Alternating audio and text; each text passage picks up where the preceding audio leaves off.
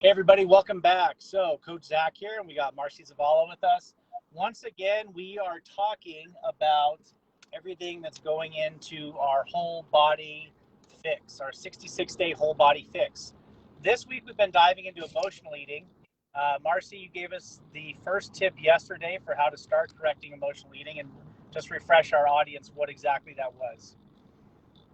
Okay, so one of the first things is to even just recognize that you are emotionally eating. So it's just kind of a stopping and thinking and, okay, why am I eating? Am I really hungry? Am I not really hungry? So once you've established that you're not actually hungry, and again, that's something I work with a lot of clients on, is establishing whether or not they are hungry or not.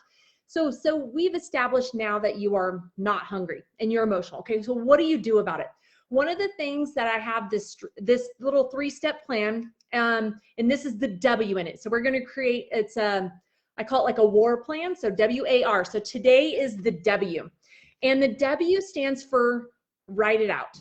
Okay, so you are going to write down, and it doesn't work as well when you're texting on a phone in your notes. It just doesn't work the same. You actually have to physically get a pen and a paper and write it down. There are connections that are made in your brain. You got to write down what you're feeling, if you know why you're feeling it, and just start there. There's a few other steps that you can do to this writing out process, but when you write out what you're feeling and possibly the why you're feeling it. So let me give you an example. So one of the questions, that I had asked was, what's your go-to food when you're emotional? And a lot of people will come up with stuff. There are quite a few people who are emotional non-eaters too. And so that's something to be aware of.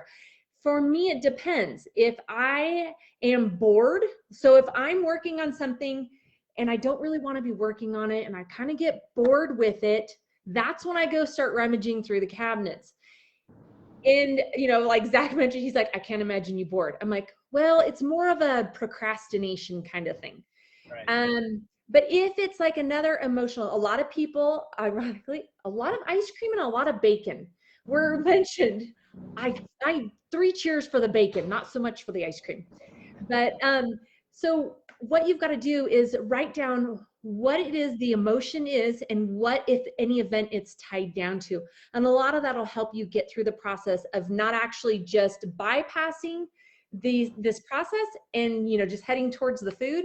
And it'll really help in the long run if you know what the emotion is, if you can label it, meaning if you can write it and put it into words, a lot of times it'll go away right there. So write it out. That's my very first step. Once you know you're eating emotionally, write down what the emotion is and if you know of an event it's tied to. Okay. So, and you're saying, am I doing this to try to circumvent starting emotional eating, or just in that moment when I'm like, oh, you know what? I'm eating this, like you said, this extra piece of bacon, or I'm eating this, or I want this food.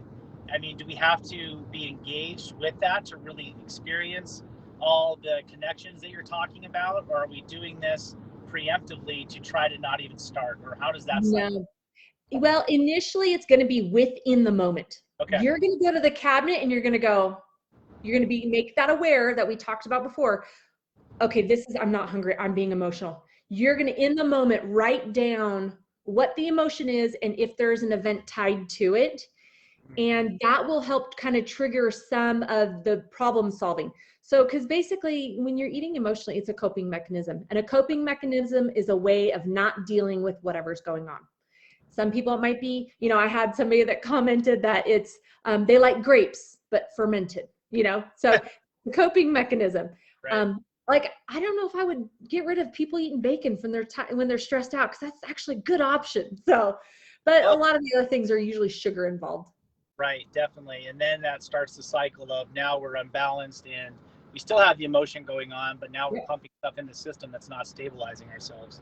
So then we go. That's awesome.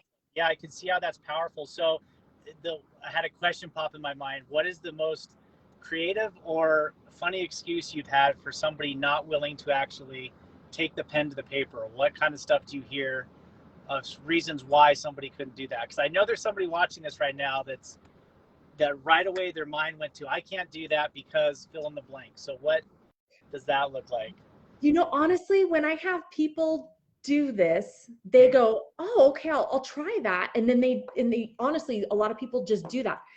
Now it's going to be a matter of, oh, I couldn't find a pen and paper. It's Right. like, come on, yeah, you can.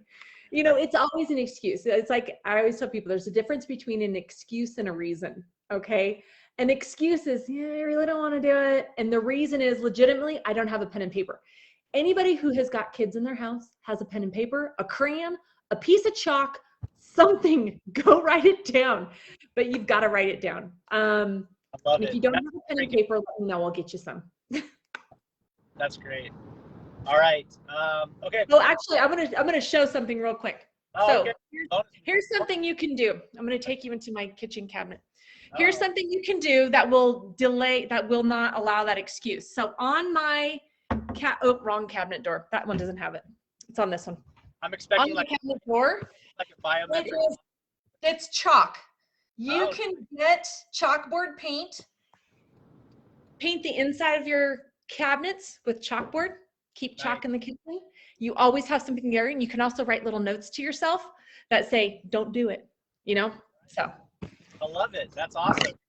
All right, so we're going to be checking in again tomorrow. We're going to be going through, so I guess we'll be going through the A in your war plan, it sounds like, if I heard right. Yep. Awesome. So make sure everyone tunes in for that. Real quick, Marci, what's that deadline we have where our program is going to continue to be discounted? I think we got this Saturday. This Saturday, which is the 24th, the price goes up. Okay. I really highly recommend you guys because it's going to be a good chunk that you're not going to have to spend. So get in by Friday. Message myself, message Zach. This is a 66-day program. It's 66 days for a reason because that's how long it takes a habit to actually form. So this is not something where we're just going to dump you off after 30 days because your habit probably isn't there. So, and it's a whole body. That's why we call it the 66-day whole body fix. It's everything is included, plus a bunch of bonuses. Awesome. Thanks for the time. I know you've been super busy once again, so appreciate you carving out some moments for us to share your wisdom, and we'll be doing this again tomorrow. Okay. See you guys. Bye. Bye.